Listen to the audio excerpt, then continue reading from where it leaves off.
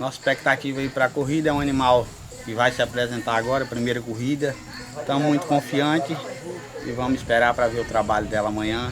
Estamos bem confiantes nela, ela está preparada e amanhã a gente vamos ver para quem fica melhor. Boa sorte para eles e vamos que vamos. Nossa expectativa é dar o melhor da gente para poder tentar vencer, né?